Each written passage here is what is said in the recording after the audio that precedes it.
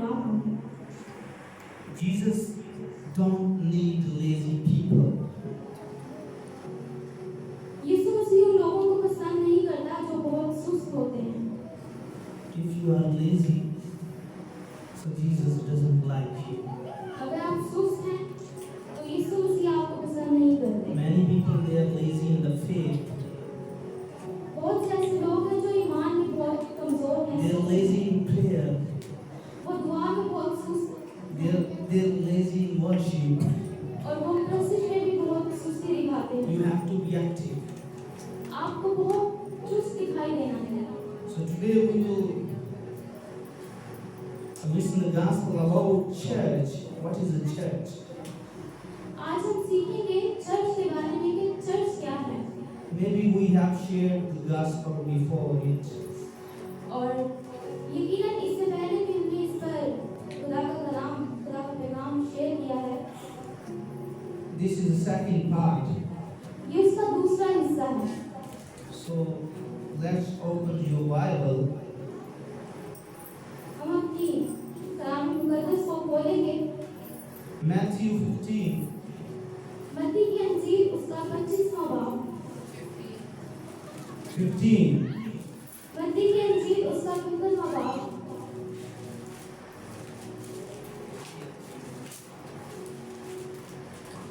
And verse 13. और उसकी 13वीं आयत।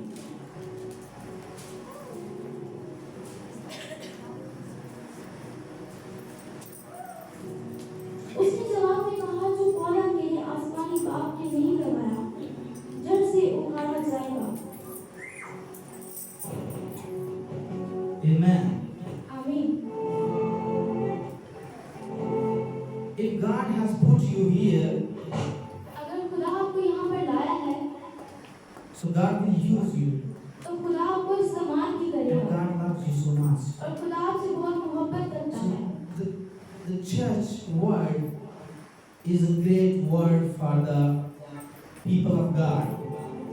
ये जो चर्च लफ्ज है, ये यूनानी जुबान का लफ्ज है जो खुदा के लोगों के लिए इस्तेमाल किया जाता है। Church is a Greek word, is ecclesia. ये यूनानी जुबान के लफ्ज एक्लेसिया से निकाला गया है। Which made by two words, ये दो लफ्जों का मजमूआ है। eklo. The word eklo. ये लफ्ज है Acro. And this, the church meaning you catch people from one place and gather at another place. This is the church. और चर्च लफ्ज का मतलब है कि कुछ लोग जो है वो एक जगह इकट्ठे हो, एक जगह जमा हो, इसको कलीसिया कहा गया है। So many people consider the building is a church. बहुत से लोग ऐसा समझते हैं कि एक इमारत जो है वो चर्च कहलाती है। They every time call the building that this is a church, this is a church. वो हर वक्त एक इमारत को कहते हैं कि ये चर्च है, ये चर्च है।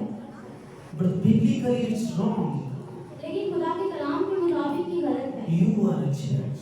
आप कलीसिया हैं, आप चर्च हैं। So many people consider that, oh, we are going to church, we are going to church. So they don't consider it, they don't see that we are church. और बहुत से लोग ऐसा कहते हैं कि हम चर्च जा रहे हैं, हम चर्च आ रहे हैं, लेकिन वो ये नहीं समझते कि वो खुद चर्च है, वो खुद कलीसिया है। And the church is a holy place where the people glorify God. Church एक बहुत ही पाक जगह है जहाँ पर लोग खुदा के नाम को जला देते हैं। And if you don't glorify God, you are not a church. लेकिन अगर आप खुदा के नाम को जला नहीं देते तो आप पाप नहीं हैं, आप चर्च नहीं हैं और आप कलीसिया नहीं हैं। So if you want to be a church, you have to glorify God and worship Him, pray before Him.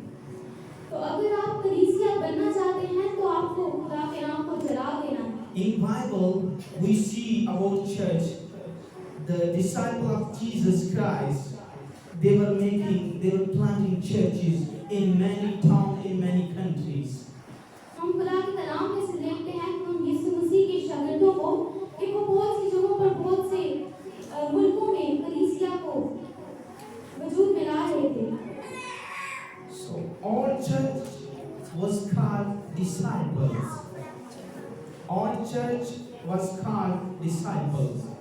जो जो पुरानी कलीसिया है वो कहलाते हैं, शागिर्द कहलाते हैं। So you are disciple of Jesus Christ. आप यीशु मसीह के शागिर्द हैं। And if you want to be a church, और अगर आप कलीसिया बनना चाहते you हैं have to follow Jesus. तो आपको यीशु मसीह की पैरवी करनी होगी। Church always follow Jesus and worship Him. कलीसिया हमेशा यीशु मसीह की पैरवी करती है। और So when disciples of Jesus Christ were preaching the gospel, they were not following their government, they were following Jesus Christ. जब यीशु मसीह के शागिर्द जो है वो कलीसिया बना रहे थे, इंजील की बुनियादी कर रहे थे, तो वो हुकूमत को, गवर्नमेंट को फॉलो नहीं कर रहे थे, बल्कि यीशु मसीह की तालीम की पैरवी कर रहे थे। So many people, they follow their home, their families, their people, their government, but not Bible. What Jesus says. और बहुत से ऐसे लोग हैं जो अपने घरों के पीछे लगे हुए हैं, अपने खानदानों की पैरवी करते हैं, वो अपनी हुकूमत से लड़ते हैं और उसकी पैरवी करते हैं कि कलाम मुकद्दस के मुताबिक वो नहीं है। So many scriptures about the church. So you can read in your house. Acts 11, Luke 14, Matthew 28, Acts 6. These are scriptures you can read after that. और इसके बाद आप पढ़ सकते हैं कमाल की किताब उसका 11वां बाब और उसकी 6वीं आयत को, लूका की किताब उसका 14वां बाब और उसकी 27वीं आयत, मत्ती की इंजील उसका 28वां बाब और उसकी 19वीं आयत में आप इसे पढ़ सकते So हैं। there are different names in the Bible, different names of church. और कलाम मुकद्दस में कलीसियाओं के मुख्तलिफ नाम दिए गए हैं। The first name of the church is the group of disciples. और पहला नाम जो है वो कलीसिया का है, वो है शागिर्दों का group. The church also called disciples. कलीसिया शागिर्द भी कहलाती है। The church also called righteous people.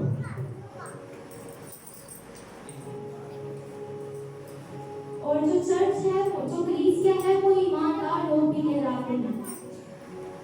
They also called the group of brothers. और वो भाइयों का ग्रुप भी कहलाते हैं। When the disciple of Jesus Christ moving to other sides of the parts, so they were saying that brothers to each other because the church also called brothers. और जब यीशु मसीह के शागिर्द हर जगह जाते थे, दूसरे ममालिक में जाते थे, तो वो एक दूसरे को जो जिस नाम से पुकारते थे वो भाई था।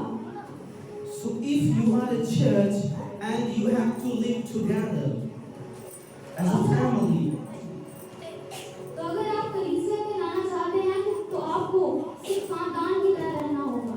God created family, खुदा ने खानदान को बनाया है, Adam and Eve. आदम और हव्वा को। So they were living very happily.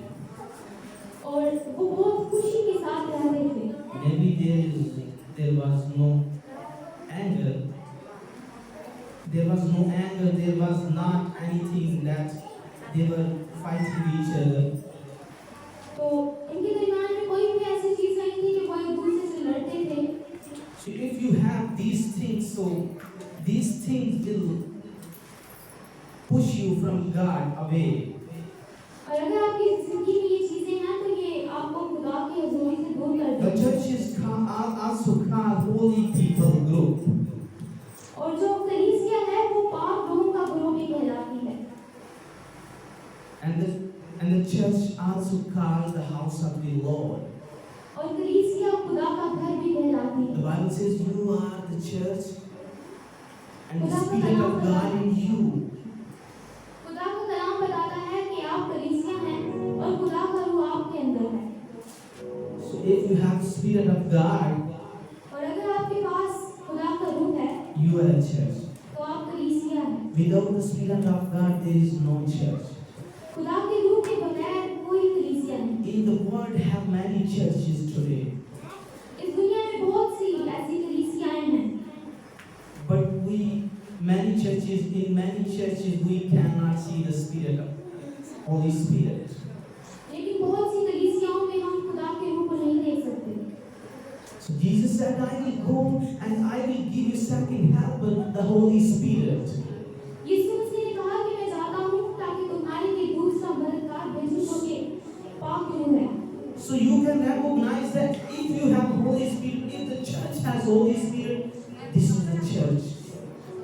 तो आप ये जान सकते हैं कि अगर कलीसिया के पास खुदा का रूह है तो तब ही ये हकीकी कलीसिया है। So if you have Holy Spirit, how can you recognize? If the church has Holy Spirit, they will follow Jesus, they will obey Him, and they will worship Him. और अगर आप ये पहचानना चाहते हैं, इसे जानना चाहते हैं कि खुदा का रूह इस कलीसिया में है या नहीं, तो आप इससे जान सकते हैं कि वो कलीसिया खुदा के हुक्मों की पैरवी करती होगी, वो खुदा के नाम को जला देती होगी। The church is also called great nation. Great nation.